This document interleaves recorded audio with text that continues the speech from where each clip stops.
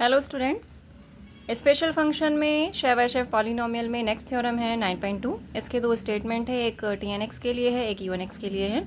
First हम TNX के लिए प्रूव कर रहे हैं और उसी तरह से UNX बस यहाँ पे प्लस और माइनस का डिफरेंस है, तो सेम वे में हम इसको भी प्रूव कर सकते हैं। जनरली हम यहाँ पर कंसीडर कर रहे हैं x equals to cos theta, then theta equals to cos inverse x। This is the definition of TNX। तो यहाँ पे कॉस इनवर्स x की जगह पे थीटा आ जाएगा। This is formula for cos n theta. E to the power iota n theta को लिखा हमने cos n theta plus iota sine n theta. इसी तरह से ई की power minus iota n theta को लिखेंगे cos n theta minus iota sine n theta. De Moivre theorem हम यूज़ में लेंगे, जिसमें जो एन कॉफिशेंट है थीटा का वह एज ए पावर फॉर्म में आएगा। इसी तरह से यहाँ पर भी हम इसको लेंगे। अब इसमें cos theta plus iota sine theta की पावर एन है, जिसमें साइन थीटा को हमने लिखा है √1 माइनस कॉस स्क्वायर थीटा। इसी तरह से यहाँ भी साइन थीटा को 1 माइनस कॉस स्क्वायर थीटा में कन्वर्ट किया। X equals to cos theta है, तो कॉस थीटा की जगह पे हम एक्स सब्सटीट्यूट कर देंगे। इन दिस वे ये रिजल्ट प्रूव हो गया। इसी तरह से UNX को लेके और सेम वे में बस माइनस साइन, जो फर्स्ट पार्ट में प्लस था वहाँ पे माइनस साइन लेके इस रिजल्ट को हमने प्रूव कर दिया। नेक्स्ट एक्सपेंशन है TNX और UNX का in this way. First part को हम कंसीडर करें तो ये रिजल्ट अभी हमने प्रूव किया है। यहाँ पर हम देखें दो टर्म्स का सम है और उसकी होल पावर n है, तो इसके लिए हम बाइनोमियल थ्योरम को यूज़ में लेंगे। That is a plus b to the power n equals to summation varies from 0 to n n C s a to the power n minus n b s. So a की जगह आ जाएगा x और b की जगह लेंगे iota √1 minus x square. तो इसको हम लिख सकते हैं summation s equals to 0 to n n C x to the power n minus s. And second term है आयोटा √1 माइनस एक्स स्क्वायर की पावर s। इसी वे में हमने इसको लिखा है। यहाँ पे हम कॉमन ले सकते हैं summation s equals to 0 to n n C s x to the power n minus s √1 minus x square to the power s, ये कॉमन आएगा। कॉमन लेने के बाद जो टर्म बचेगा that is iota raise to the power s। And यहाँ से iota raise to the power s भी हमने कॉमन लिया है, तो फर्स्ट पार्ट से 1 रिमेनिंग होगा और सेकेंड पार्ट से -1 to the power s। S term को हम लिख सकते हैं पावर s और हाफ मल्टीप्लाई होकर लिखा जाएगा s/2, then iota raise to the power s and 1 plus -1 to the power s। यहाँ ऑप्शन है हमारे पास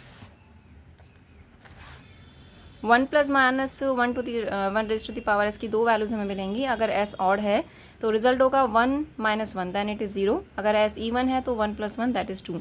अब हम s को इवन कंसिडर करेंगे, क्योंकि जब s इवन है तो ही हमें नॉन ज़ीरो वैल्यू मिलेगी। तो हम s इवन है उसको कंसिडर करते हैं, तो जो रिजल्ट है इक्वेशन सेकंड में वहाँ पर 2 आ जाएगा। ये 2 इस 2 को कैंसिल करेगा एंड यहाँ पे हमने कंडीशन लगा दी कि s इवन है। और हम जानते हैं कि कोई भी अगर इवन क्वांटिटी है तो उसको हम 2 के मल्टीपल की फॉर्म में लिख सकते हैं। तो s इक्वल्स टू हमने लिया 2r, जहाँ पर r कोई इंटीजर है। s की मैक्सिमम वैल्यू n है, तो s की प्लेस पे हमने 2r लिया, तो r की मैक्सिमम वैल्यू हो जाएगी n/2। n अगर इवन है तो r वेरी करेगा 0 से n/2 तक, और अगर n ऑड नंबर है तो r वेरी करेगा 0 से n-1/2 तक। In all cases r varies from 0 to 1/2n। ये ग्रेटेस्ट पार्ट होता है 1/2n का। अगर n इवन है तो उसकी वैल्यू 1/2n होगी। अगर n ऑड है, जैसे हम 3 लेते हैं, तो इसको हम कंसीडर करेंगे n-1/2। अगर n हमने ऑड लिया, जैसे 5 लिया, then it will be 5 - 1/2, it means 2। उसके बाद s इक्वल्स टू 2r हम कंसीडर करेंगे इन इक्वेशन थर्ड। तो s की जगह पे हमने क्या ले लिया, 2r आ जाएगा सब जगह। अब iota raise to the power 2r है, जिसको हम सॉल्व करेंगे, देन इसको हम लिख सकते हैं iota square raise to the power r। Iota square की वैल्यू हम जानते हैं -1 raise to the power r। इस वैल्यू को हम सब्सटीट्यूट कर देते हैं and we obtain the relation. इसी वे में हमें सेकेंड पार्ट प्रूफ करना है। सेम प्रोसीजर हम स्टार्ट करेंगे, बस यहाँ पे एक डिफरेंस आपको मिलेगा, यहाँ माइनस आ रहा है। TNX के लिए जो रिजल्ट हमने प्रूफ किया था उसमें प्लस था, यहाँ माइनस आ रहा है। और इसमें s अगर इवन है तो ये 0 आएगा और s अगर ऑड है तो ये 2 होगा।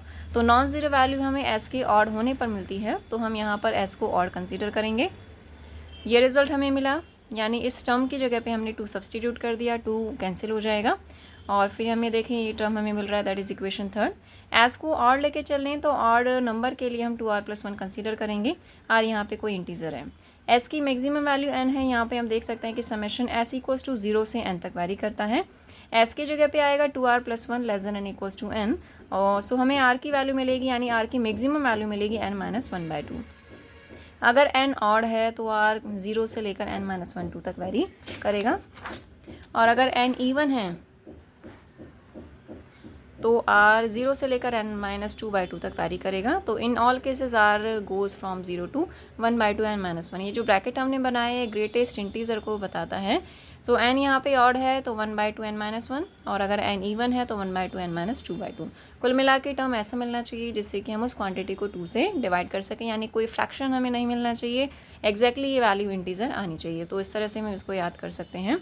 अब s के प्लेस पर 2r+1 लेंगे in equation third, then we obtain this relation, यानी जहाँ पर भी s आ रहा है वहाँ पर हम 2r+1 सब्सटीट्यूट कर देंगे। अब हम इस टर्म को सॉल्व करके देखें। Iota raise to the power 2r+1, इसकी पावर्स को हम स्प्लिट कर देते हैं, iota raise to the power 2r and iota. So further इसको हमने इस तरह लिखा, iota square to the power r, iota square की वैल्यू हम जानते हैं that is -1 raise to the power r हो गया। सो इसको सब्सटीट्यूट किया है हमने -1 to the power r iota. यहाँ NC 2r+1 है जिसको लिखा है factorial n upon factorial 2r+1 factorial n-2r-1, और इसको रीअरेंज करके साथ में ये भी टर्म आ रहा है, iota is multiply with minus iota, then we obtain minus iota square which value is 1। So we obtain the required result. Now next topic is first few शेवाशेव पॉलिनोमियल्स। शेवाशेव पॉलिनोमियल जनरली हम TNX और UNX से represent कर रहे हैं। इसका मतलब है स्टार्टिंग के कुछ पॉलिनोमियल्स हम कैलकुलेट कर रहे हैं। जैसे फर्स्ट है TNX, that is definition for शेवाशेव पॉलिनोमियल। n = 0 लेके चलें तो हमें ये रिजल्ट मिलेगा, यानी n = 0 पे cos 0 which value is 1, and next we substitute n = 1, then T1x = cos inverse x। तो ये दोनों सॉल्व होके केवल x बचेगा। अब ये रिजल्ट हमने प्रूव किया है, तो यहाँ से हम n की वैल्यू 2 पुट करेंगे तो देखें n/2, 2/2 कितना हो जाएगा 1। ये इंटीजर आ रहा है तो उसको हम एज इट इज़ रख सकते हैं। जहाँ भी हमें n मिल रहा है हमने वहाँ 2 सब्सटीट्यूट कर दिया। उसके बाद इस तरह से r की जो वैल्यू है वो 0 से लेकर 1 तक जा रही है। तो एक बार r = 0 के लिए एक्सप्रेशन मिलेगा, जब r = 1 लेंगे तो ये रिजल्ट हमें मिलेगा। फैक्टोरियल 2/2 कैंसिल हो जाएगा एंड x² इज़ रिमेनिंग। यहाँ से भी सेम वे में फैक्टोरियल 2 कैंसिल होगा और फैक्टोरियल 0 की वैल्यू 1 होती है, -1 यहाँ मिल रहा है, then 1 - x² and we know that x raised to the power 0 is 1, and in the last we obtain 2x² - 1। Next n = 3 हम सब्सटीट्यूट कर रहे हैं, तो यहाँ पर हम देख सकते हैं 3/2 दैट इज़ फ्रैक्शन। तो इससे पहले वाला जो इंटीजर जा रहेगा 3/2 का मतलब है 1.5, तो 1.5 से जस्ट पहले वाला इंटीजर कौन सा होगा, दैट इज़ 1। तो यहाँ पे इसकी वैल्यू 1 मिलेगी। अब उसमें हमें r की 2 वैल्यूज़ लेनी है, r = 0। जब r = 0 लेंगे तो ये वाला रिजल्ट हमें मिलता है, और जब r = 1 लेंगे तो ये रिजल्ट हमें मिलेगा। अलजेब्रिक कैलकुलेशन से हमें ये रिजल्ट मिलता है। इन दिस वे हमने ये T0, T1, T2, T3 calculate कर लिया है। इसके आगे की भी कैलकुलेशन हम कर सकते हैं। उसी तरह से UNX है, UNX के लिए फॉर्मूला है sin n cos inverse x।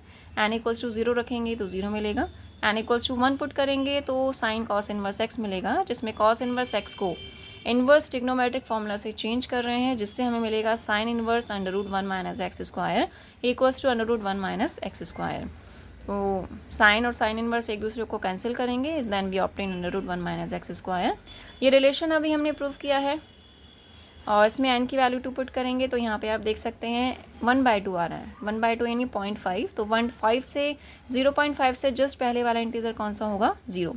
यहाँ पे जब n = 2 सब्सटीट्यूट करते हैं तो ये रिजल्ट हमें यहाँ पर मिलता है।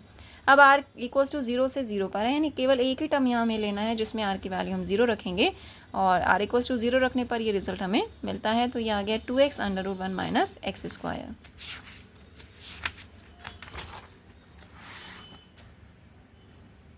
फिर यहाँ हमने लिया n = 3 इन इक्वेशन 4। इसमें सब्सटीट्यूट किया तो r = 0 to 1 वेरी करेगा, तो r = 0 पे ये रिजल्ट आ गया, r = 1 पे कैलकुलेशन के बाद फाइनली ये रिजल्ट हमें मिलता है।